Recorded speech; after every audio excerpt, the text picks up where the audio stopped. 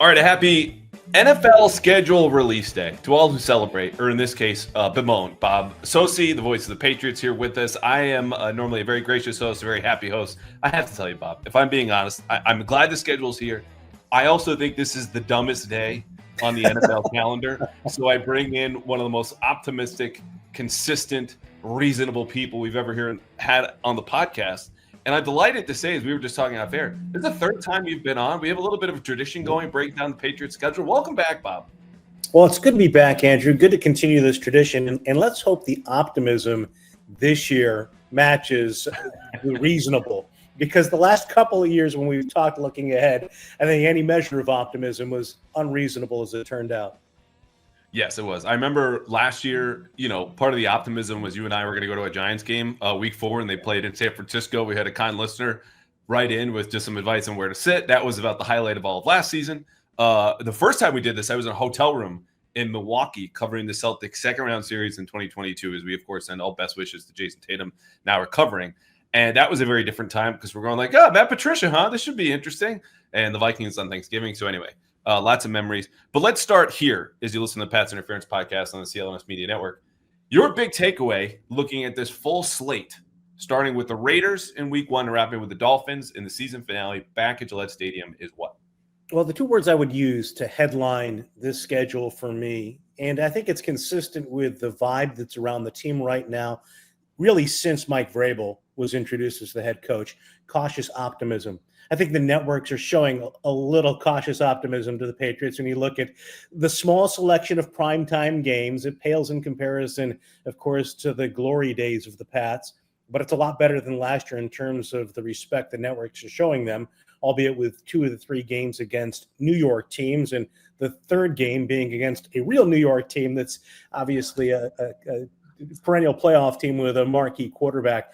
I think, that's one of the 3 bullet points that I would really point to right away. Okay, 3 primetime games, but they're still, for the most part, slotted in that 1 o'clock window. So the network's showing them a little more favor, but still being very cautious with it. The other thing that we knew about beforehand, not a lot of travel involved in this schedule. It's very easy from that standpoint.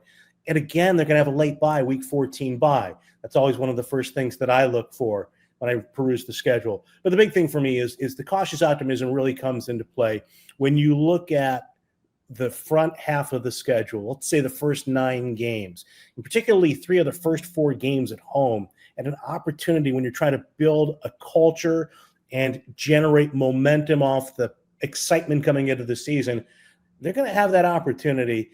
They have to be a lot better at home than they have been really since the end of the 2019 season to go anywhere this year and beyond. And they've got that opportunity this season with this schedule. I agree. I think, Bob, locally, there's been a lot of optimism, like you alluded to. I think this schedule, once folks nationally have time, as we all will over the next 2 months, there's not going to be any football, go, oh, the Patriots might be good, and they've got a chance. And it's not even just the first 3 home games in those first 4 weeks, which you mentioned. And the Miami game, and we're going to go here in a second, quarter by quarter, as we used to be able to with the 16-game schedule, now with 17. But it's, okay, what would you do then to follow up in the next quarter when inevitably you have to pay the piper and play some road games? Well, you'd want a good team in there because, as I've been saying to folks, like, if you're going to play the Bills, play them early so you can get them before everything settles, you know who the contenders are, and Buffalo's going to be a contender, and then have some cupcakes after that. The Saints and the Titans, like, of all 3-game stretches to go on the road, is a really nice soft landing. Then you come back home, Browns, Falcons, etc. Then you got some games on the road, which I don't think weather is going to be a huge factor. But this is an ideal schedule. It's not just the opponents, which we already knew.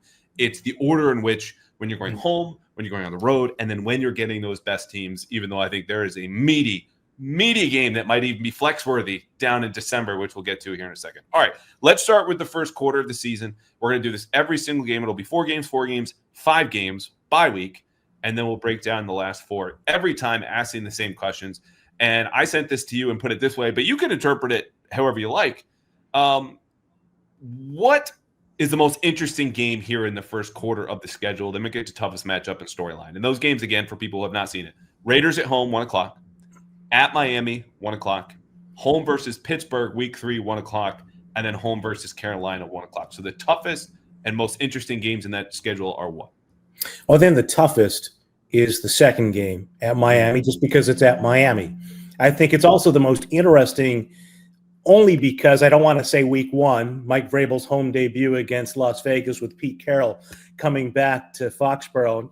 Now, of course, is the head coach of the Raiders after his long career with the Seattle Seahawks. There's Josh McDaniels against the Raiders, but I think that would have a lot more juice if, let's say, Antonio Pierce were still coaching out in Las Vegas. But I think for me, it's really Miami, because I think when you look at the AFC East, and you start to project the possibilities for the Patriots, and maybe not as much this season as the next couple of years, I think the Dolphins are a team that's on the precipice. They struggled through last season. I think there's a lot of uncertainty about Miami. I think a lot of the bloom is off the Mike McDaniel reputation around the league. And so to me, going to Miami in week two, the Patriots haven't had a lot of success through the years, as I've alluded to. I don't know that there's any advantage really going early rather than late. I just think back to 2019. They did beat the Dolphins early in the season. It was the Antonio Brown cameo as a Patriot. So to me, that game really, I think, is the most interesting of those first four, just because it really is a barometer for me within the division. Okay, are the Dolphins truly descending? Are the Patriots possibly ascending from where they've been, which is, I think, the expectation around here? So the most interesting game to me is week 3 with Pittsburgh. And I think you could go in a lot of different directions here, right? That's why we left it so open here on the podcast. But I look at this, Bob, and go, okay, week 1, there are always games that everyone freaks out about, for better or for worse. And you go, oh, what happens in week 2? There's usually some sort of reality check. Week 3, of course, you're either going to be 2-1, 1-2, undefeated, or 0-3.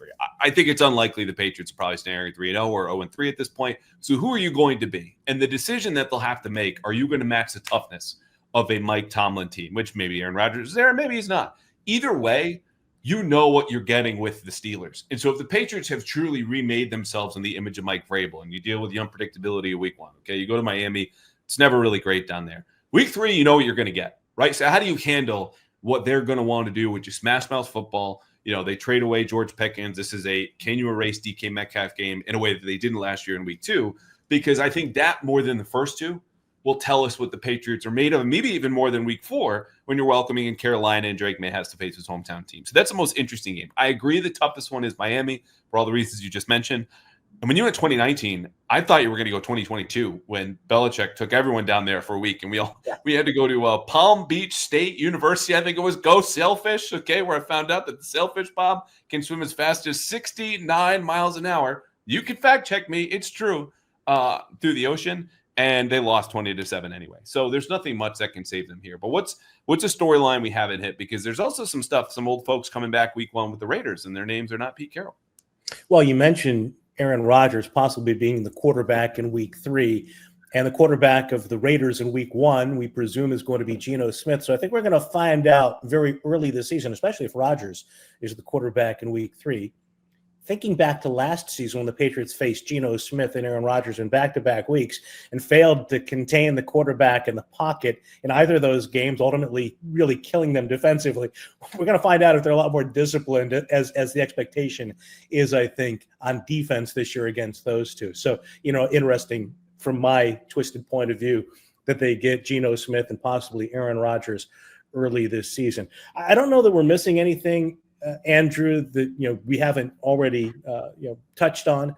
When you look at that first quarter of the schedule, I think week 4, it's kind of a blasé game at this point. The Carolina Panthers, it's a team we see on a regular basis in the preseason. This one will have a lot more juice. Potentially the Patriots, could be playing really to legitimize their chances to be a team that people look at and say, they're either going to be 2-1 or 1-2, we presume, and people will look at them and say, they're not as far along as they hope to be, or they got a chance to do something pretty good here if they beat Carolina in week 4 and build on a 2-1 start. So you mentioned Geno Smith. There's another quarterback sporting the silver and black coming back to Foxborough. And I do love the point. It's not a twisted point of view. That is a real technical football. We're talking quarterback contained. Don't rush past the quarterback. Bob, you're locked in. It might be May. There might be no pads on at Foxborough, but you're watching practice. You're looking for your fundamentals. How about Tom Brady coming home? He's in the suite.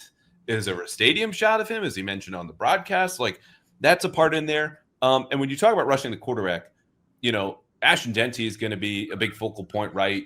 Top 10 running back drafted.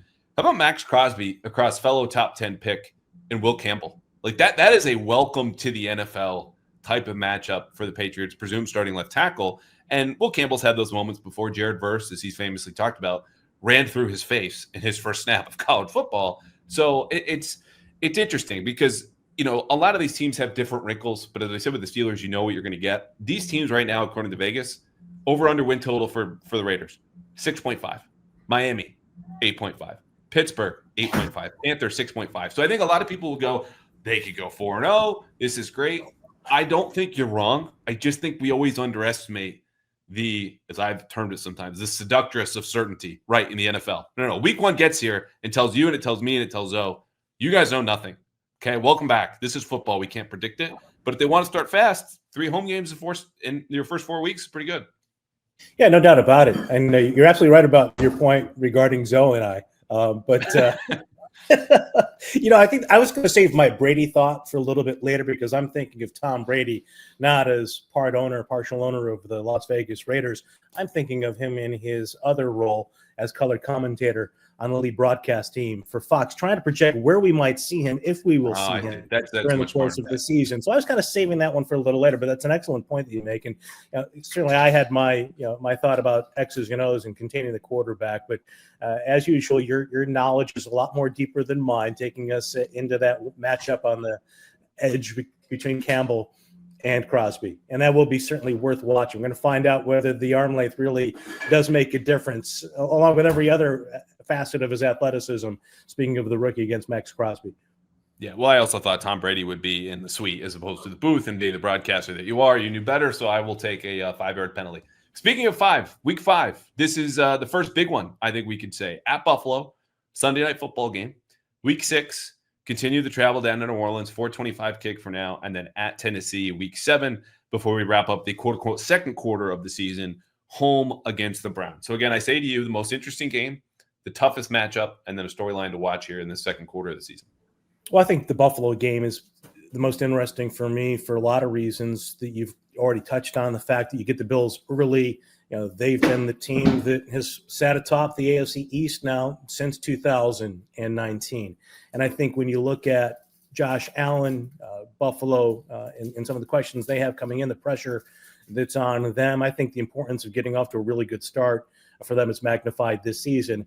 So I think that's the obvious answer there, but I'm going to go down to Tennessee and Mike Vrabel's return there. And I think not only the return of the head coach of the Patriots against his former team, but so many of his coaches, but also so many members of his front office staff and his confidants going to Nashville. Last year, the Patriots had a great opportunity to win that game. You can make the case that especially after that last play from Drake May, they should have won that game. And I think for Tennessee, it's a huge yardstick game for them too. We'll see what their situation is at quarterback with Cam Ward. But for I think the Patriots in particular, the intrigue of Vrabel going back to a place where he had a lot of success, that makes it interesting from my standpoint. I agree. I think Buffalo, not just because it's the division, but as I said earlier, like if you're going to get a good team on the schedule, you want to get them early, right before they're settled in, and there's more variance in September and unpredictability.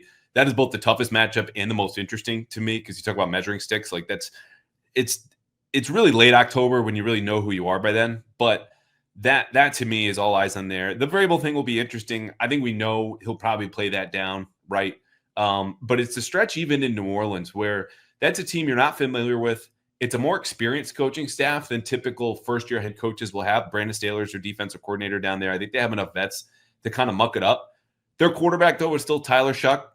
And then you go to Tennessee, Cam Ward, who you mentioned. And then after that, it could be Dylan Gabriel. It could be Shadur Sanders. It could be Kenny Pickett. I don't know. But the fact that you get such a light slate at quarterbacks, Bob, that even if, let's say, disaster strikes in Buffalo and you're on national TV and this is what it feels like again and you get pantsed and it's 30-7, which is on the table, you have a nice ability to rebound there, even though you're on the road. Even if you're playing teams like New Orleans, I think you give them more problems than people expect because you're just facing a quarterback slate that doesn't scare anybody.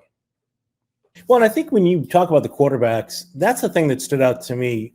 Before the schedule was released week by week, and you knew who they were playing, home opponents versus road opponents, you looked at the schedule and you go down the list of teams in each category and see, there aren't a lot of great quarterbacks. There aren't a lot of good quarterbacks, it seems right now, they're going to go up against. But then when you start to map it out week after week, to me, it really crystallizes that point. And you just touched on those games with the opportunity to bounce back if you get beat badly by Buffalo on the road, which would be the expectation at this point, I think, of the odds makers. You've got the Saints, as you mentioned, and their questions offensively and at that particular position, and going to Nashville and playing against the Titans. And I certainly wasn't overly impressed with their offense last year in terms of schematics, and they had a lot of issues as a team, in addition to the hole at quarterback for them. So I think there's an opportunity to bounce back. And I do want to apologize if there's any distraction in the background here, Andrew. We're recording at a time when I've moved downstairs to the kitchen, and it's quite busy, as you can see. So I may be a little bit distracted periodically. Sorry, Dad. That's all right. It can't be any busier than a Sunday with Zoe in a tiny little booth. So we know you're focused. We know you're locked in. Let's run down the win totals here, because I know people here like, oh, Bills are going to be good and Saints and Titans and Browns, this and that. Bills currently over under win total is 11.5. Saints are 6.5. Titans 5.5. And if you think we can't go lower, you're wrong. Browns 4.5 wins for the poor folks in Cleveland. Another great matchup there on the edge. Myles Garrett is going to pick on Will Campbell, and I don't care if your arms are 32 inches, 33 inches, 36 inches. Myles Garrett's going to be a handful. So another interesting test there. All right, this is the meaty part of the schedule. This is where, again, third quarter really consists of 5 games here. And I know we're going to look at games that I've already alluded to after the bye.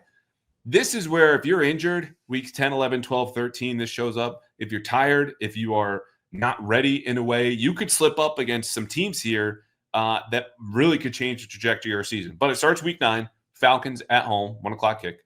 Week 10 at Tampa Bay, 1 o'clock kick. Quick turnaround Thursday night. This is home versus the Jets, 8:15. Week 12, so right coming up against Thanksgiving. This is a Sunday road game in Cincinnati, 1 o'clock kick. And then the Giants at home, Monday Night Football, 8:15. So that's week 13. That leads into the bye. Most interesting game, toughest matchup, storyline to watch. I think the most interesting game, as many people would say, Andrew, that's the best way to listen to me. The most interesting game for me is Cincinnati in November, because you're going to get the Bengals of November with Joe Burrow and company, as opposed to the Bengals of early September, like the Patriots saw last year. I think the Falcons game actually as well is an interesting one, because this is a season in which Atlanta has to rebound from, I think, a really disappointing finish to a year ago. They were in position last season to get into the postseason. They got a coach who I think is under some pressure going into this year, in year 2 for him, and Raheem Morris. They've got the situation at quarterback where they've moved on from the veteran for the young guy, but I think there's still a lot of questions about him. But they're coming here to Foxborough. It's a very winnable game. Again, it's as winnable as any game can be. We're talking in May. It's ridiculous at this point to think about W's and L's and records and whatnot. But I also think, though, that's a game that the Falcons would come into Foxborough. Again, projecting where we think they'll be as a team that figures, hey, we got to win that game. So for me, I think that's a good test of the Patriots going up against some of their personnel. On the offensive side, especially. Matt Judon, trivia question. Do you know where Matt Judon is right now, Bob says? I don't know where Matt Judon is right now. Pilates class? I'm not sure. He is not in Atlanta playing for the Falcons, which is a little bit of a disappointment here. He had a truly wretched season after getting traded from the Patriots down south last year. So he will not be back in Foxborough, much to my disappointment, not because I'm rooting against Matt Judon. I just think that is one thing that could have spiced his game up, in addition to, Michael Penix, Drake May kind of matchup. Yeah. And like you said, the roster as a whole is competitive. They lose that last game of the season at Washington, and they're out of the playoffs. Their win total is 7.5, mirroring the Patriots in most places. The Patriots are 8.5 in others. To me, though, I think the most interesting game is that Bengals game on the 23rd. I would not call it the toughest, though. I think that's going to be Tampa Bay. And this is going to test and stretch the Patriots in a couple of different ways. Number one, offensively, Like Todd Bowles, we've had James White on the show here before, said Todd Bowles was the biggest pain in the ass of all the defensive coordinators and all the blitz packages, including a stretch where James White faced Rex Ryan to him as someone in blitz pickup. So if we're at this point of the year, and TreVeyon Henderson, who's come as God's gift to blitz pickup in the second round out of Ohio State, number 38 overall, it's going to be a real test for him. It's going to be a test for Drake May and these receivers who, by then you hope Stephon Diggs has kind of rounded and returned to form. If not, they're going to play man coverage. They're going to spin the dial, bring a lot of pressure. And then you got to contend with Evans and Godwin. And so Christian Gonzalez, you would presume, can take care of one of them. What does Carlton Davis, former Buccaneer, have to say about this? So that's a tough one. The Bengals, though, is the most interesting to me. Part of the matchups, Gonzalez and Jamar Chase and T. Higgins will factor in the same way. What does Vrabel do to confuse Joe Burrow? You go back to the same place you started the season last year, 1-0. But the Bengals get better as the season goes along, and that will be, again, week 12. You have not had a break. It's a good team. It's on the road. This is where you find out who you are. And even if it's before Thanksgiving, that will be among their most important games of the season, as I see it. Andrew, absolutely. I would agree 100%. And I think the interesting thing about this year's Patriots team with Josh McDaniels as the offensive coordinator is you're going to have a second-year quarterback who will have a lot more on his plate than he did even as a rookie in May, with a rookie center potentially, or at least in Garrett Bradbury, if Wilson doesn't unseat him. But there's that potential. You could have a rookie center for the Patriots. I know Bradbury's at this point would be number one on the depth chart. But either way, I mean, you're going to have an offense that Josh McDaniels is going to install. There might be some changes. We expect there to be some changes from what we saw in his last turn as the Patriots OC. But it sounds like, based on what we've heard from the players in the spring, it's going to be very similar, and it's going to still involve a lot for the quarterback and the center in terms of protections and making adjustments to the line of scrimmage and having a lot of conviction in what they're seeing and reading pre-snap when they make changes. And when you talk about Todd Bowles, as you said, they come from every angle. They blitz as well as anyone, as often as anybody in the league, it seems, over the course of his history as a head coach. I think he's an underrated head coach. I don't think strategically or, maybe when it comes to replay challenges or timeout usage, he might be the greatest tactician or somebody who gets a lot of credit from that standpoint. But his teams consistently play hard for him, and they've consistently played well when he's had talent, at least enough talent to compete. And you're right with the offense there. Mayfield's had a resurgence with his career. They've surrounded him with more talent again going into this season than he's had, I think, the last couple of years. So that's a very dangerous game for the Patriots going on the road and playing in Florida at that point in time. In the game in between, which we glossed over, the Jets on a Thursday night at home will affect, obviously, the standings in the division. Like, that's an important game unto itself. A little bit later than I think you'd like, a Thursday night game, week 11 of the season, November 13th.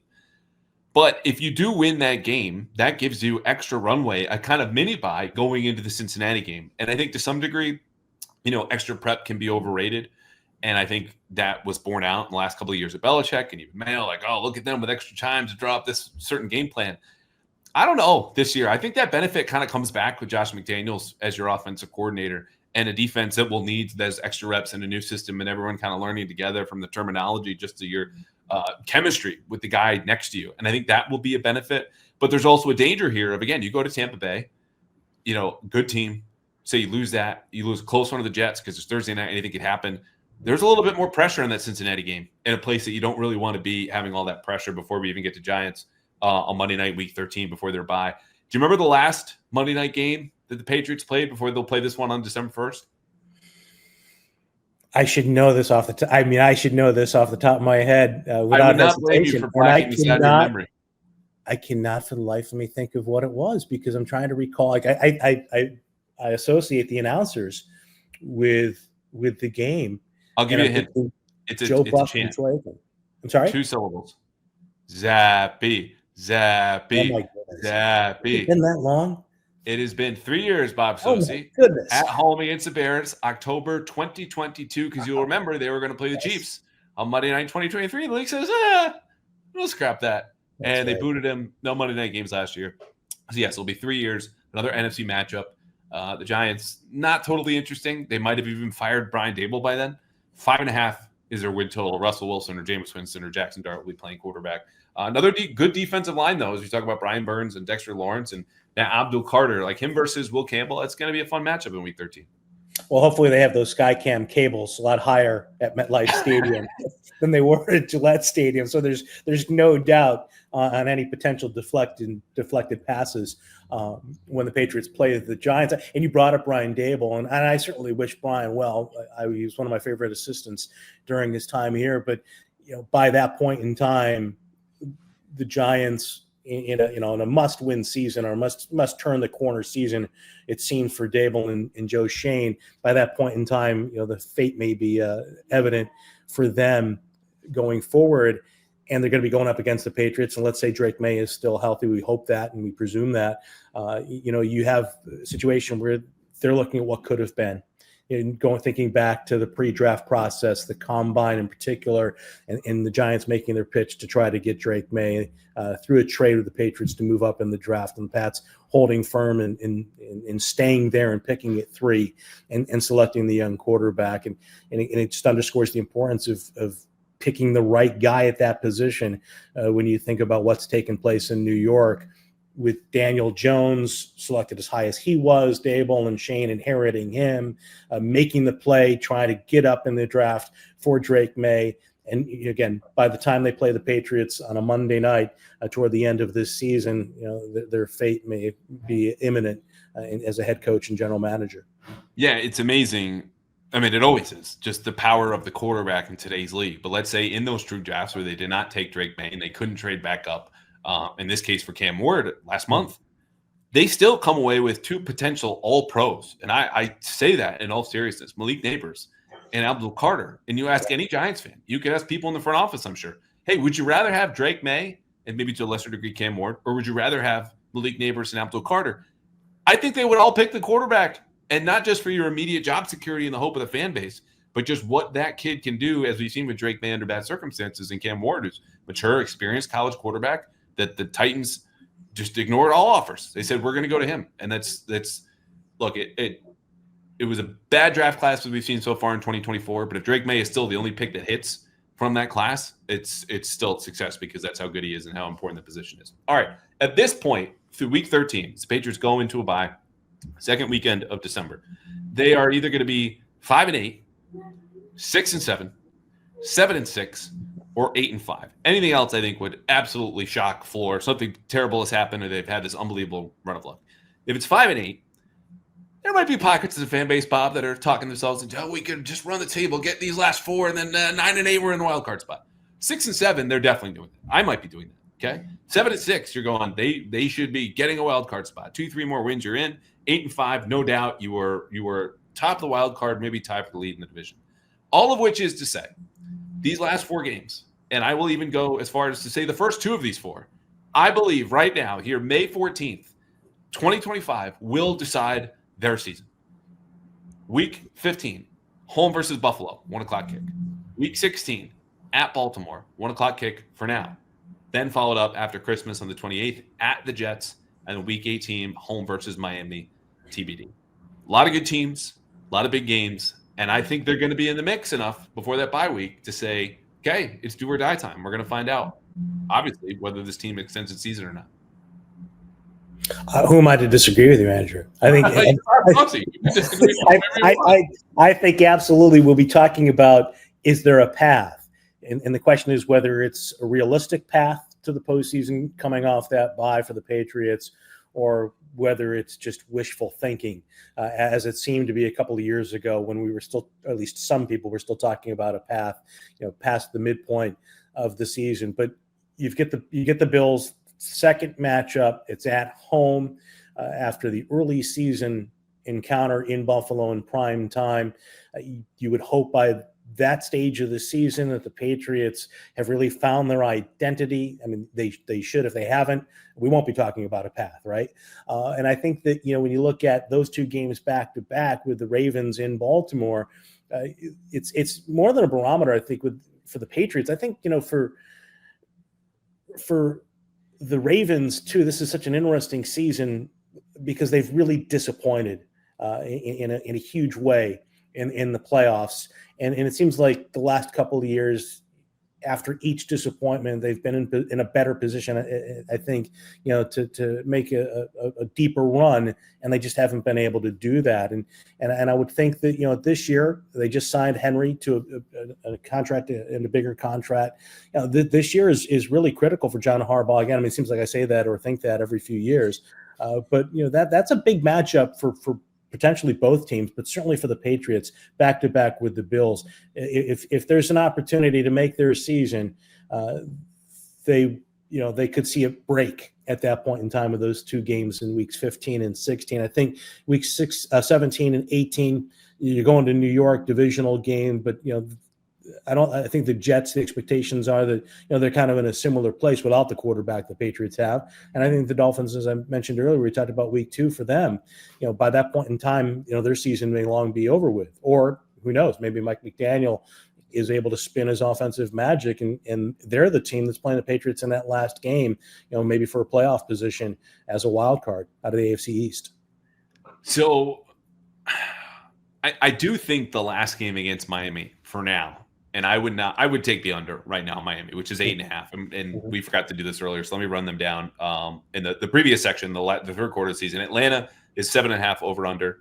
Maybe I did this. Bucks 9.5, Jets 5.5, Bengals 9.5, Giants 5.5. So the Dolphins are basically at the Patriots level, 8.5, 7.5, depending on where you look. I think there's a good chance Mike McDaniel could be fired before the season is over. I think their GM is lucky to still have a job, given the way he's presided over these rebuilds and more recently an all-in type of movement that Miami is now still trying to get out of. And Jalen Ramsey, who wants him? And it's really hard to tell because as much as I would love to say Tua will be upright for that game, I don't know. History would suggest he won't be, and that's going to take a lot out of that matchup, not just from a divisional standpoint or from a wild card race, but just a competitive one. So the ceiling is highest there. The most interesting one to me, though, is at Baltimore. And you've got all the firepower and obviously Derrick Henry and Lamar Jackson. I think Mike Vrabel is going to have enough answers for them, but you got to match some on the other side of the ball. And that's a hellacious environment that late in the year for them to go into. And we've already glossed over the Bills a little bit here, but it's just so good. This whole finishing stretch of, again, maybe the Patriots are already out of it, or maybe they're way ahead, but there's still going to be more to learn about them. And as we talk inevitably about like momentum in the next season and rebuilding, yada, yada, just everything you could want from this slate, from a home away standpoint, the teams, the history, the star power, the problems they present. Like this is just, it's a chef's kiss of the last 4 games.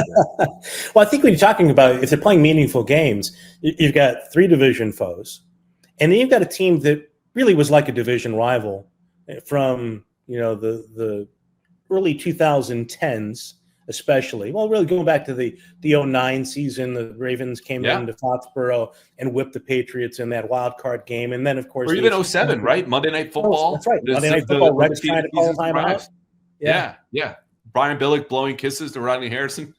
That's right. So you think about the history there, and I know the Kansas City Chiefs for a time became the Patriots' primary rival within the AFC, but over the course of the better part of their dynasty, so to speak, it was the Colts and the Ravens, right? And I think that it's going to be interesting because I think Baltimore plays the kind of football that, based on what we've heard and what we've seen from Mike Vrabel type teams in the past, the Patriots want to play. And I think that that's going to be an interesting matchup late in the season, especially if the Patriots are playing for a January date beyond the regular season finale and an opportunity to play for the postseason. So you're looking at really 4 games that have meaning, but beyond just the implications for this season, there's that historical resonance. And it would be great to see the Patriots go to Baltimore with a lot of tension in the air. Maybe that game gets flexed to Sunday night football and moves out of that 1:00 slot. We're looking at Mike Tirico and Chris Collinsworth in the booth next door. Oh, you would love that. You got to be a big Tirico fan, yeah? Big going back to his days in Syracuse on Channel 5, the CBS affiliate, when his co-anchor was Dan Hoard, the voice of the Cincinnati Bengals, 2 proud graduates of Syracuse University, like our buddy Dan Roach, who always reminds us, that. I don't think Syracuse recognizes Dan Roach he's anymore. Tight with those guys. But, they've tried to take his diploma back, as I understand it. Yeah. Tirico's I mean, how many guys are as good as he is in as many different disciplines in terms of their profession, not just broadcasting.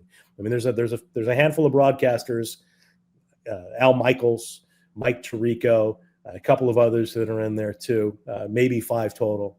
But those guys are the elite of the elite, just in terms of how good they are at so many different things. And he's a great personality, good guy as well. Always very friendly when he comes by. So yeah, he's got my personal and professional endorsement. He's got the Socci stamp. All right. The one thing I think we've overlooked here a little bit, and this is something I have longed for at the end of seasons, divisional games going back, I don't know, 3-4 years. Give me a little bit of salt, okay? Like I need a little extra, some extra shoving or words said in the press conferences. Like maybe that happens in Buffalo if the Patriots get them in week 5, maybe not. The Ravens certainly should. Aaron Glenn and Mike Vrabel, an ex-Jet player, an ex-Patriots player, not afraid to speak their minds. I think we'll talk their talk. I need something in here about we got the great football. It seems to be guaranteed, good matchups, divisional history, yada, yada. I need something a little extra because I remember writing, the last time the Ravens came to Gillette Stadium, said, is this the Patriots' last rivalry? That was 2020 in Camp Newton, and they win, and Sunday Night Football, and it's great. It was cool. And the rainstorm that Bill definitely somehow conjured in the fourth quarter as Lamar was driving down for that touchdown at the end. But the point is I miss it. And I want some salt and some rivalry in here and some spice in here, and I hope we get it. But aside from all that, have we missed anything? Is there any smaller matchup that kind of stands out to you, battlegrounds that could decide the larger war of these games? Well, just a couple of side notes I think that are worth recognizing. I saw my first NFL game as a kid at Rich Stadium in Buffalo. I broadcast my first NFL game at what was then I think New Era Field or New Era Stadium in Buffalo, which previously was also named Ralph Wilson Stadium and has subsequently become known as Highmark Stadium. And when the Patriots play there in prime time early this season, it will mark, barring a playoff 3 match, if you will, a third meeting in Buffalo to cap 2024-25, 2025-26. It'll be the last game for the Patriots at that stadium. So my long-winded way of trying to say, it's Bob's going to miss Buffalo's. I'm going to miss the great broadcast vantage point. I'm sure the new stadium next door, there will be some broken tabletops as well, and people will still be wearing Zubas, but it won't be the same beyond 2025. I'm so distraught over it. I can't even, get my dates in years straight. So, all right. Well, lucky for you, you won't have to wait that long, or maybe unlucky for you because this is going to be at home. The Bills game that we're talking about. Yeah, but I'm just saying. Why was it looking for a reflection on the whole schedule? Oh, the whole schedule. Okay, yeah, totally fair. I mentioned that about week 5. It's underground. I remember going there when I was a kid for a Patriots game in 08, 09. And you just walk up and go, "Where's the stadium?" And you go, it's down." And you're walking through neighborhoods, and it's really a college environment, which is near and dear to my heart. Covering Penn State for a few years, where just everything shuts down, everything revolves around the game, the energy, the tailgating. It's a great spot. So if you can go week 5 and you get nice and liquored up before the Sunday night kickoff, or if you want to just go to Buffalo on your own, or like you said, maybe we have a repeat of 2021 and the Patriots have to go there for their first round matchup, but we will see. All right. I'll get you 2 more questions and we'll get you out of here. Number 1, do you want to throw out a way too early record prediction? We're not going to do the win-loss, which should be forbidden across all football media and prognostication in the spring. But a total record, are you leading one way or another? I think I have a winning record. How's that? Okay. That sounds that's really as far as I should go. It's like the Red Sox are above 500 and they're 24-23 or whatever they were before last night. Is that what you're saying? Just 9-8? Well, I think it's ridiculous. It's really ridiculous to say that coming off back-to-back 4-win seasons that the Patriots can be a 10-win team, right? And I think there are some people in their bold optimism who believe that there's that potential. When I look at the schedule, I can come up with a lot of different scenarios where they reach double digits in wins. But to me, I think progress this season is being in the hunt going into that final quarter of the season. It's being right around 500. I think that 9-8 for them is a really successful season and signifies big strides under Mike Vrabel in year 1. But I think, you look at that schedule week after week, and again, as it stands now, for what it's worth, and it really is worth nothing or next to nothing. I can see why people believe strongly that they can do better than that, and I also understand why people would, have reservations altogether, and just believe that this is a team that if they get to 6-7 wins, that's significant progress. Yeah, it would be. I'm not decided where I've landed on, but I'm more than open to 9-8 as a final record here. I think they need to at least get to 10-7 for Mike Vrabel to earn Coach of the Year consideration, which I think is a real possibility here. I don't know what his odds are. I'm sure they're good. I don't know if I would take them. Like they will need to start 4-2. I think if they want to get to 10-7, and it's certainly possible. We ran down all the over/under win totals in the road games against bad teams. By the way, the over-unders for this last stretch: Bills, as we said, 11.5; Ravens, 11.5; Jets, 5.5; Dolphins, 8.5. Which again, I would take the under. But I can see that. Last thing is this, because you and I were there Friday as we record here again, Wednesday, May 14th, NFL schedule release day. Any takeaways from rookie minicamp, which for the folks who did not go is inside the bubble, less than an hour and a half, everyone in shorts and jerseys and helmets, and a bunch of guys who are never going to make an NFL roster there. Like there's not a lot to take away, but did you find something small? I'll tell you a couple of things that I thought stood out. Number one, and Will Campbell's a guy that we've read about and heard about. You've written about him, and by the way, I'll echo what I said privately. I think it was really a terrific piece in the Herald on Will Campbell, and really the essence of the young man and in what has made him who he is as the Patriots' first-round draft pick this year. But more than that, just a person deeply rooted in Louisiana, who brings so much of his past with him to his present in Foxborough, and that's a good thing, based on what you wrote about him. I think for the Patriots and for Patriots fans looking forward, I just the way he moved, and again, he's supposed to be a very good athlete, and we didn't see pads. We didn't see him going against veteran defensive linemen. We saw his head coach out there moving around with guys and wearing a penny at times. But I just thought, the way he moved, I can understand now, like why people talk about the athleticism of a guy like that. But I really like watching Kyle Williams again, just in terms of his running style and in also his build. Just the way he's built. To me, he looks like he looks like a guy that when he catches the ball is going to be able to make some plays for them. I don't want to get too deep into what I observed, but the other part of it for me is just seeing number 46 as a fullback out there, seeing a number 34 who looked a lot like Rex Burkhead out there, and just thinking about Josh McDaniels. And I thought some of the undrafted free agent tight ends, for me, that they look like they belong out there. I mean, again, it's ridiculous to say anything more than that. They all look like they belong out there in a lot of ways. Conley, the kid from Boston College, is an undrafted free agent. They look the part. But to me, I think that's a step. I really believe, strange as it sounds, that that's a step in the right direction for this team, because I think there have been years past, including, when the roster was down to 53, when you looked at certain guys and said, he doesn't look like an NFL player. Not that I'm in a position to scout and have professional eyes in terms of evaluation of players, but I thought, to me, the things that stood out were Campbell's movement.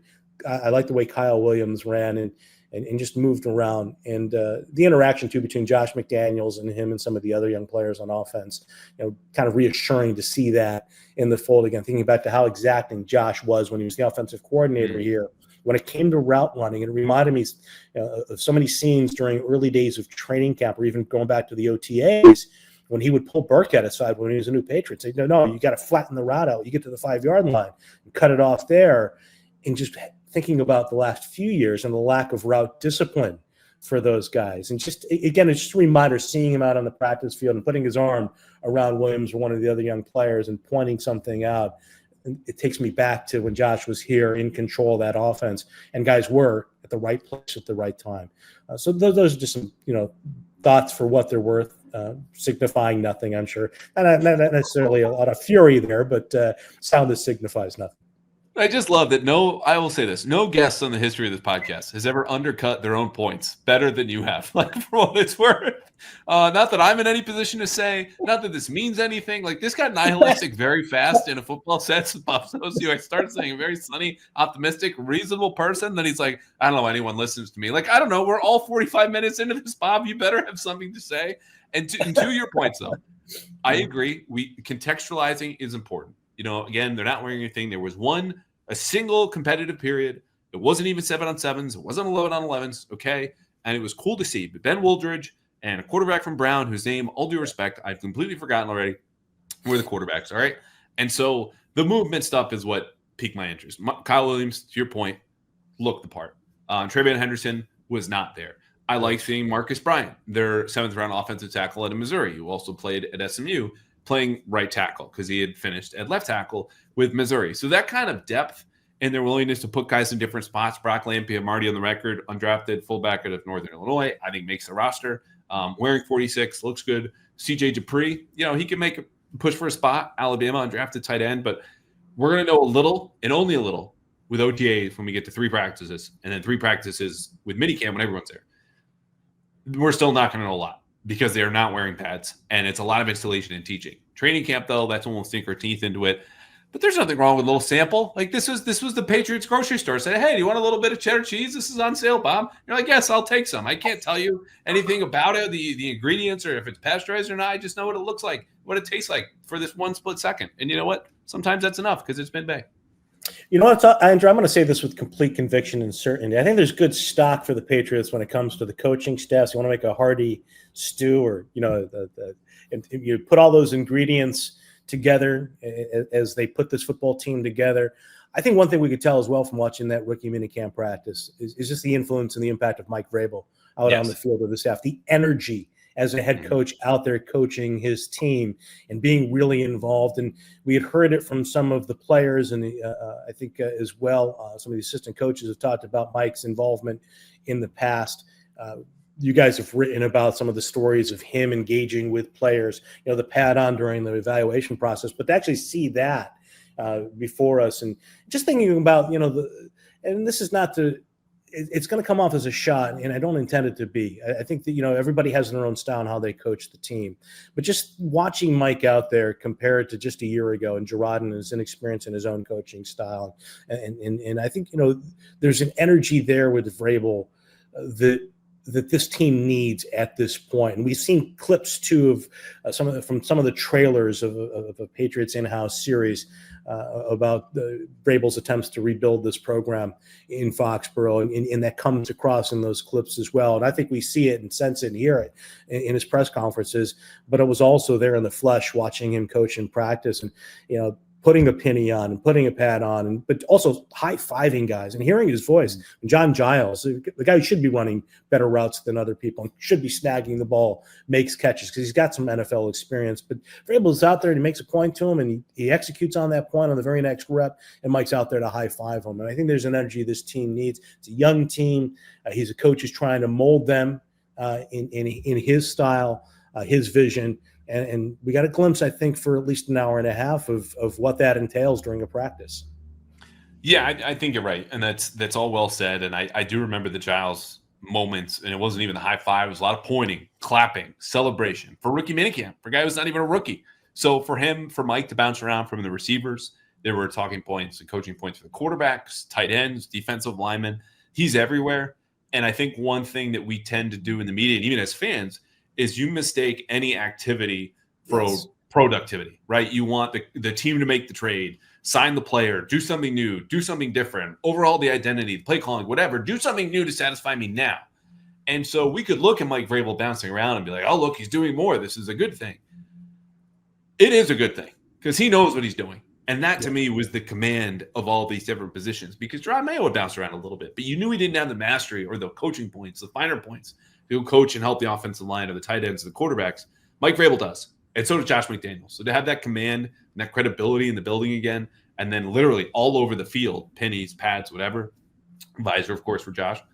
Looks great, by the way. As Kendrick Bourne told us on Thursday, can't confirm, or Tuesday, whatever it was. It was good to see, like real coaching going on that is going to lead to a good place. All right, he is Bob Socci, voice of the Patriots. Listen to him, read him on 98.5 The Sports Hub. Any final thoughts before we get you out of here? No, I definitely would second that emotion, Andrew. Please listen to me on the air with Scott Zolak when the season begins. Looking forward to our 14th year together, and please read when I do post on 98.5 The Sports Hub. And certainly I will say it again, read Andrew's piece on Will Campbell. Continue to follow his great work with Doug Codd at the Herald. Okay, we've hit the quota for compliments, so we definitely have to get you out of here. This is uncomfortable now. Bob Socci, you were the best. We will see you this time next year, all right? Andrew, looking forward to year 4. The tradition will continue.